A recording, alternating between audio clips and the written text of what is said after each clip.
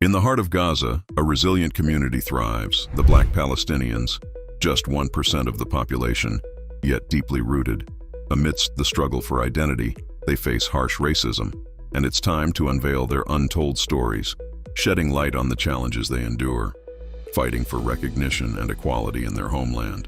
But in a land with deep roots, why do Black Palestinians struggle for equal opportunities and face systemic inequalities? Let's find out. But before that, why don't you take a minute to like and subscribe to the channel? In the bustling city of Jerusalem and the heart of Gaza, there's a community not often talked about: the Afro-Palestinians. Around 11,000 strong, they are descendants of African immigrants who've become a crucial part of Palestinian society. However, their journey is marked by challenges, from racial discrimination to hurtful labels, revealing a nuanced story of their existence. The community, African Quarter, despite facing racism and derogatory terms like Abid meaning slaves, these communities have become an integral part of Palestinian society. The Afro-Palestinian community, centered around the African Quarter near the famous Al-Aqsa Mosque in Jerusalem's Old City, traces its roots back to pilgrims who visited Mecca. These pilgrims, coming from places like Senegal, Chad, Sudan, and Nigeria, settled in Jerusalem, marrying Arab women and making this historically rich city their home. But did you know that access to the African Quarter is no walk in the park? Situated near Al-Aqsa Mosque, it's only reachable through an Israeli police checkpoint. Non-residents face interrogations, highlighting the daily challenges Afro-Palestinians go through. The area, once home to Turkish prisons, is now leased to over 50 Arab families of African descent, paying symbolic rent to the Islamic Waqf, the property's owner. Historic Palestine was a crossroads for different cultures, and some Palestinians trace back their roots to a range of non-Arab groups, from Kurds to Indians and Afghans. Afro-Palestinians were denied Jordanian citizenship after the 1967 war, as they were not seen as Palestinians. Israel has treated members of the group like other Palestinians, with varying degrees of rights depending on whether they live in East Jerusalem, the West Bank, or Gaza. Digging deeper into history, we find that some Afro-Palestinians are descendants of Africans who settled in Jerusalem after performing the Hajj pilgrimage. In 1948, some joined the Arab Liberation Army to resist the establishment of the State of Israel and stayed in Jordanian-held East Jerusalem, leaving a lasting impact on the city's history. Yasser Kus, the son of a Chadian settler in Jerusalem, provides insight into the community's evolution. The African community wasn't just residing here. They were occupying different places inside the city, but the majority used to live here. They started to think, how can we be supportive of one another in order to get much more integrated with Palestinian society? Kus explains, while Afro-Palestinians have a rich history and have contributed significantly to Palestine's fight for independence, their journey is filled with challenges. Discrimination, often based on skin color, persists despite their deep ties to the land. The Afro-Palestinian story isn't confined to Jerusalem.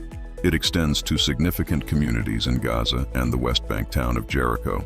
Many trace their roots to Ottoman times, having lived in Palestine for centuries. However, their Black identity becomes a source of discrimination, even within their own society.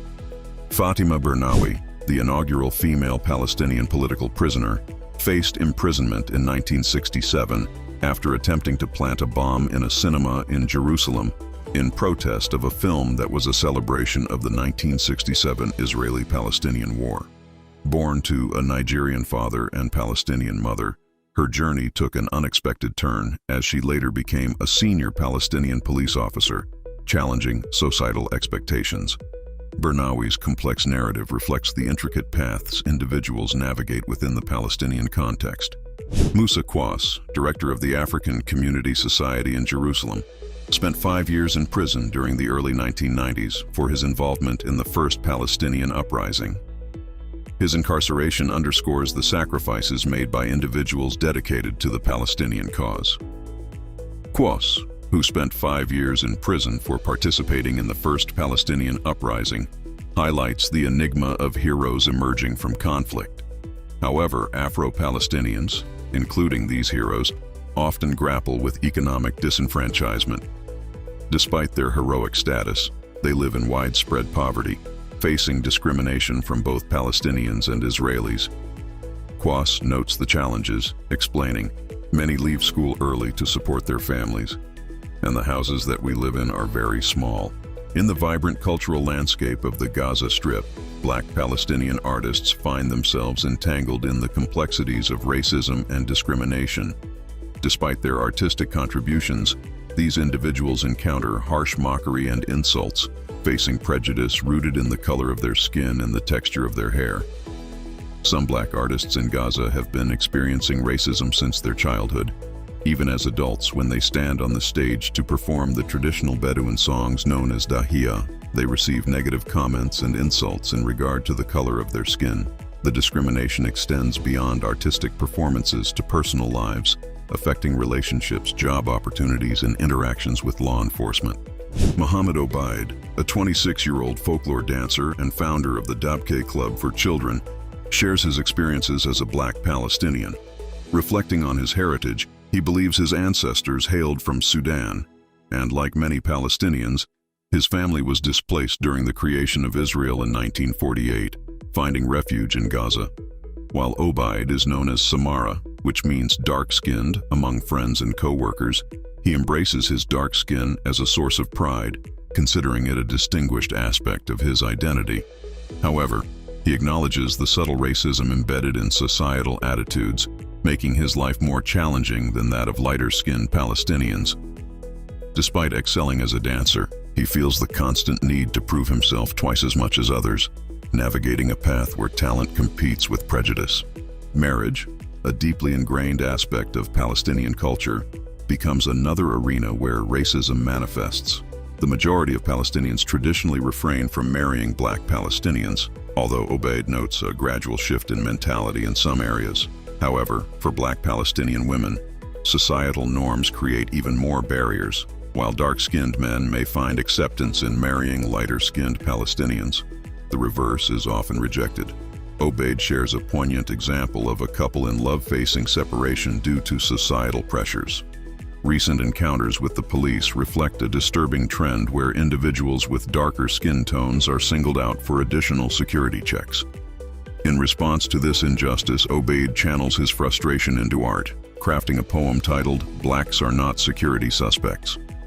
Despite his resilience, Obaid admits that the worsening treatment from the police has sparked thoughts of leaving Gaza, a profound shift in perspective for someone deeply rooted in his community and culture. The escalation of police harshness serves as a stark reminder of the broader societal challenges Black Palestinians face, pushing some to contemplate leaving their homeland. Isn't this interesting?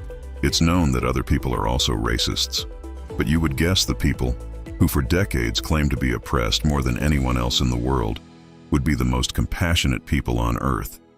But no, not if you have black skin color. If Israel had only destroyed the Al Abid neighborhood in Gaza, it would have been sure that the Palestinians couldn't care less. They would definitely not call for revenge. In the end, only the Abids were killed, so who cares? The Afro-Palestinian story is one of resilience, identity, and struggle. Their journey, woven into the fabric of Palestinian history, reflects the broader challenges faced by marginalized communities globally. The paradox of being both respected for contributions and discriminated against for skin color paints a poignant picture of the complexities defining their daily lives.